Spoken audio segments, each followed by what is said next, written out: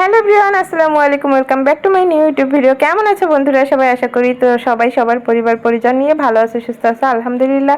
আল্লাহর অশেষ রহমতে আমিও ভালো আছি। চলে আসলাম তোমাদের মাঝে একটা মিনি ব্লগ নিয়ে। তো আজকে হচ্ছে ঈদের তৃতীয় দিন। আমি আর ইসরাত যাচ্ছি হসপিটালে ইবনে সিনায়। আমার একটা পরীক্ষা আছে, ব্লাড টেস্ট। সেই টেস্টটা করানোর জন্য আমরা রওনা দিয়ে দিয়েছি মা মেয়ে। এখন রিক্সা নিয়ে আমরা চলে যাব। লিফট থেকে নেমে গেলাম। আসলে আমরা গ্রামে যাওয়ার জন্য অনেকটা প্রিপারেশন নিয়ে রেখেছিলাম, কিন্তু আসলে লাস্ট পর্যায়ে যে আমি আর গ্রামে যেতে পারি নাই, কারণ আমার এই পরীক্ষাটা খুবই জরুরি ছিল। যার কারণে আর গ্রামে যেতে পারলাম না। ইসরাতের বাবা একাই চলে গেছে ঈদের পরের দিন, আর আজকে হচ্ছে ঈদের তৃতীয় দিন। গতকালকে আর কি ইসরাতের বাবা গেছে। তো আমার গ্রামে শ্বশুরবাড়ির সবাই অনেকটা রাগ করেছে কেন আমি গেলাম না। সবাই অনেক আশা ছিল, সবাই একসাথে মিলে ঈদটা মানে কাটাবো। যাই হোক, আমার দেবরের মেয়ের আকিকা ছিল, সেই আকিকার জন্য আমার দেবরে অনেকটা কষ্ট পেয়েছে। আসলে আমি যাই নাই, যার কারণে সবাই অনেক কষ্ট পেয়েছে। আসলে এটাই স্বাভাবিক। সবাই আছে, একটা সদস্য নাই বাড়ির, এটা খারাপ লাগারই কথা। যাই হোক, ইসরাতের জন্য বেশি খারাপ লাগছে তাদের। আর এই যে আমি চলে এসেছি হসপিটালে। এখন আমি রিসেপশনে আছি। এখন আমি টেস্টের জন্য টাকা জমা দিব। হসপিটাল একদম ফাঁকা, আর রাস্তাটা একদম ফাঁকা ছিল। এত সুন্দর রাস্তা ছিল কি বলবো, যে এখানে 1 ঘন্টা রাস্তা 20 মিনিটে চলে এসেছি। এখন আমি টাকাটা পে করতেছি, কারণ এখানে টাকা পে করে রিসিট নিয়ে তারপরে ব্লাড দিতে হবে। আর রিসিট এখানে এসে অনেক হ্যাপি। 2 দিন পরে বাসা থেকে বের হয়েছে। গতকালকে বাবা চলে গেছে, তো আমার টাকা পে করা হয়ে গেছে। আমাকে 108 নম্বর রুমে যেতে বলেছে, যে এখানে মহিলাদের ব্লাড কালেকশন করে ওইখানে। তো এখানে যাব, যে এই যে চলে এসেছি, এখানে ব্লাড দিব। এর আগে আমি অনেকবার পরীক্ষা করেছি আসলে এখানে, যার কারণে এখানে আমি সব কিছুই এখন চিনি, ইবনে সিনা। তো এই যে এখন চলে এসে বসে আছে। আসলে ডক্টর সব আসে নাই, যেহেতু ঈদের ছুটিতে সবাই আছে।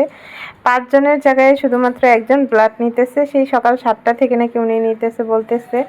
অনেক রুগী, কারণ ঈদের তৃতীয় দিন যেহেতু অনেক রুগী আসতেছে। এই কয়দিন তো বন্ধ ছিল। তো আমার ব্লাড দেওয়া শেষ। এখন আমরা বাসায় চলে যাব। বের হয়ে গেছি ব্লাড দিয়ে। তো এই আন্টিটা আমার পরে সিরিয়াল ছিল। আন্টিকে আমি আমার আগে সিরিয়াল দিয়ে দিচ্ছি, যেহেতু মুরব্বী মানুষ ছিল। সে আবার ইসরাতকে একটু আদর করে দিয়েছে। তো আমাদের আসলে খারাপ লাগতেছে মা মেয়ের কাছে, কারণ ওর বাবা চলে গেছে, আমরা 2জন বাসায় আছি। যার কারণে খারাপ লাগতেছে। ইসরাতের বাবাকে, একদম গ্রামের বাড়ি সবাইকে, শ্বশুরবাড়ি সবাইকে অনেক মিস করতেছি। ইসরাত তো বারবার বলতেছে আমি দাদা বাড়ি যাবো, বাসে করে আমি দাদা বাড়ি যাবো। সে বলতেছে বাইরে বের হয়েছি। আর তো এই যে আমরা আবার অটোতে উঠে গেলাম, এখন বাসায় চলে যাব। রাস্তা কি বলবো, এত সুন্দর রাস্তা। আসলে সব সময় যদি থাকতো ভালো হতো। কোনো ধুলাবালি নাই রাস্তায়, কোনো শব্দ দূষণ নাই, একদম পরিবেশ মনোরম পরিবেশে, খুব সুন্দর একটা পরিবেশে। আসলে ভালো লাগতেছে অনেক রাস্তাটা। এরকম যদি সব সময় থাকতো, তাহলে ঢাকার ব্যস্ততম শহর আসলে যখন আবার সবার ছুটি শেষ হয়ে আবার সবাই গ্রাম থেকে বা ঢাকা শহরে আসা হবে, তখন আবার সেই আগের মতো ধুলাবালি শব্দ দূষণ শুরু হয়ে যাবে। যাই হোক, ঈদের তৃতীয় দিন কিভাবে কাটালাম তোমাদের সাথে শেয়ার করলাম আসলে। তো এই যে ইসরাতের বাবার দোকান, দোকান বন্ধ, মদিনা স্টিল। তোমাদের দেখাই দিলাম। এটা মোহাম্মদপুর 3 রাস্তার মোড়ে। তো আমি মাঝখানে একটা ডক্টরের দোকানে থেমেছিলাম রিক্সায় নিয়ে আর কি।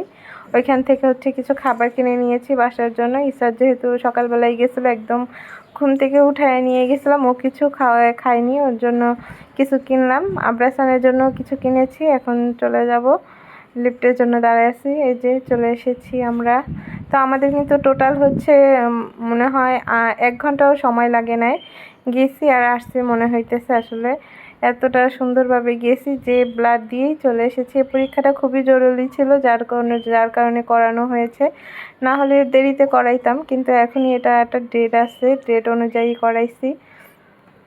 তার জন্য শ্বশুরবাড়ি আসলে যেতে পারি নাই। সবাই অনেক মন খারাপ করেছে। যাই হোক, পরবর্তীতে অবশ্যই আসবো বলেছি, কথা দিয়েছি যে আগামী মাস বা তারপরের মাসে আসবো। এসে 15-20 দিন বেড়ায় যাব। আজকের ভিডিওটা এই পর্যন্তই বন্ধুরা। যে যেখানে থাকবেন ভালো থাকবেন, সুস্থ থাকবেন, আমাদের জন্য দোয়া করবেন। আর সবাইকে জানাই পুরনো ঈদের শুভেচ্ছা। আল্লাহ হাফেজ, আসসালামু আলাইকুম।